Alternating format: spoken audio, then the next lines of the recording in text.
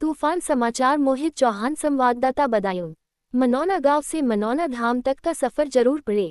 आंवला भारतवर्ष के लाखों गांव में से एक साधारण सा गांव था मनौना, जो आज विशेष पहचान के साथ मनौना धाम में परिवर्तित हो चुका है। इसी गांव में जन्म हुआ था पूज्य महंत श्री ओमेंद्र महाराज का।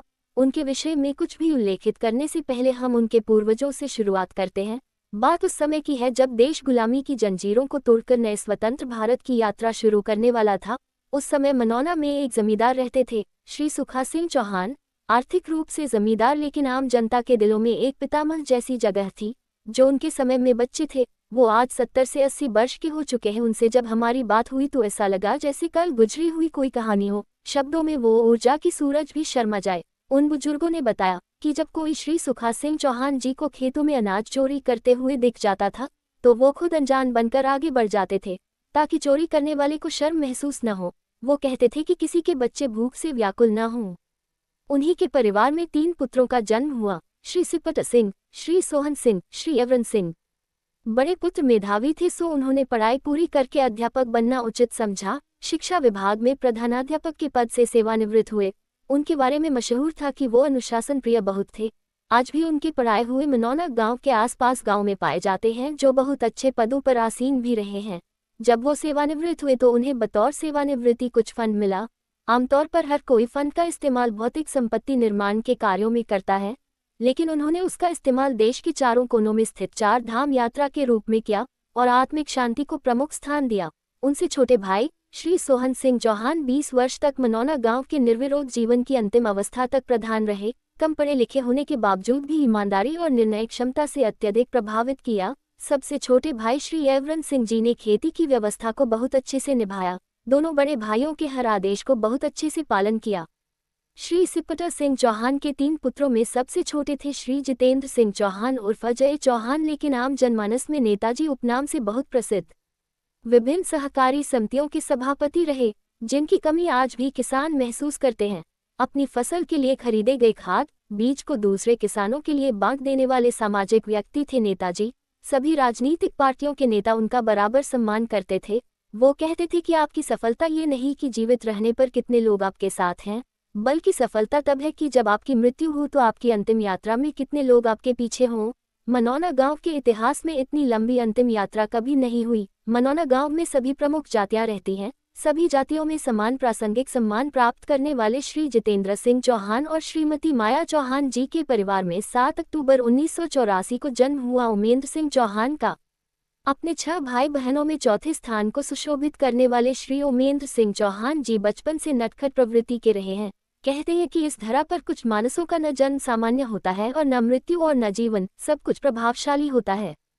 उसी प्रकार श्री ओमेंद्र जी के जीवन की एक घटना थी पुनर्जन्म की घटना। संक्षेप में बताने का प्रयास किया गया है। बचपन में आप हवाई जहाजों और हेलीकॉप्टर को देखकर रोने लग जाते थे।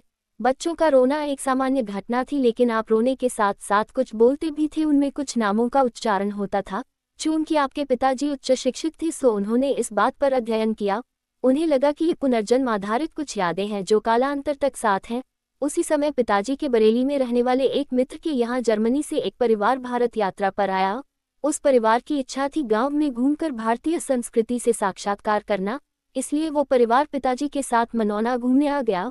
उस परिवार ने खेत खलिहान, बाग बगीचे, गली मोहल्ले सब बहुत गहनता से घूमे और ढेर सारे फोटोग्राफ भी लिए। शाम को विदेशी परिवार घर के बाहर चबूतरे पर गांव के संभ्रांत लोग के साथ बैठा हुआ था।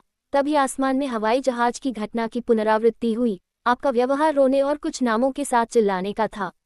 आपके परिवार के लिए तो दैनिक सामान्य घटना थी, लेकिन जर्मन परिवार अध्ययन में रुचि रखता था, इसलिए उसने आपसे ढेर सारे प्रश्न पूछ डाले और आप भी सब कुछ बताने लगे। चूंकि विषय रुचिकर था, इसलिए जर्मन परिवार आपके बताए अनुसार दिल्ली में गहनता से अध्ययन करने गया और आपकी पुनर्जन्म घटना बिल्कुल सत्य निकली।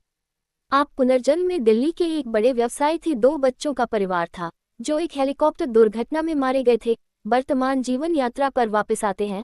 आपकी प्रारंभिक शिक्षा गांव के प्राइमरी स्कूल में हुई, माध्यमिक शिक्षा भी गांव में हुई। विद्यालय में होने वाले सांस्कृतिक कार्यक्रमों में आपको सरदार भगत सिंह, चंद्रशेखर, भगवान राम के भाई लक्ष्मण का किरदार निभाना आपका प्रिय शगल था।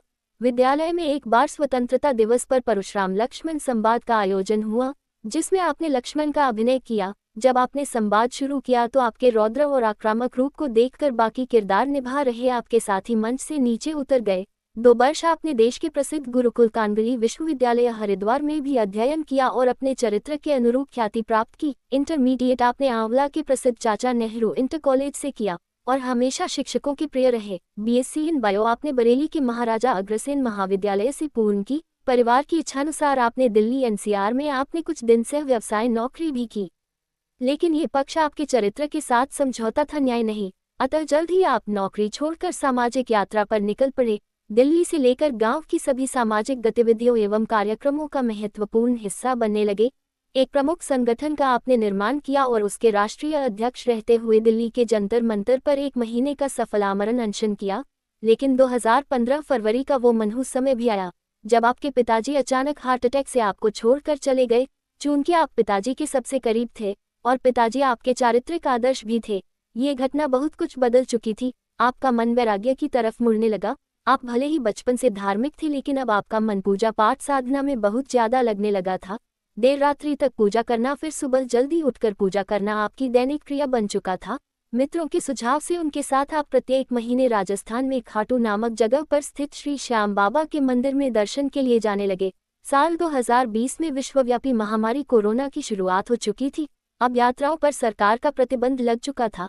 आप भी अब घर पर ही पूजा पाठ करने लगे, लेकिन आपको शांत वातावरण बहुत आकर्षित करता है, इसलिए आप अपने खेतों पर रहने लगे। कहाँ दिल्ली एनसीआर की चकाचौंध और कहाँ गांव के जंगल का अंधेरा, लेकिन उस अंधेरे में भी एक चमक थी, बाबा की साधना। कोरोना अपने चरम पर था। जन्म से ज्यादा मृत्यु दर तेज थी। शमशान भूमि पर सबसे ज्यादा करुण क्रंदन था। अपने भी पराये होने लगे थे। सरकार वैक्सीन निर्माण की घोषणा कर चुकी थी, लेकिन परीक्षण के लिए स्वस्थ जीवित व्यक्ति की आवश्यकता थी। आपने सामाजिक जिम्मेदारी की उच्च स्तरीय पहल की। आपने स्वयं जाकर उपजिलाधिकारी आंवला को वैक्सीन परीक्षण के लिए शरीर दान करने की लिखित संस्तुति प्रदान कर दी।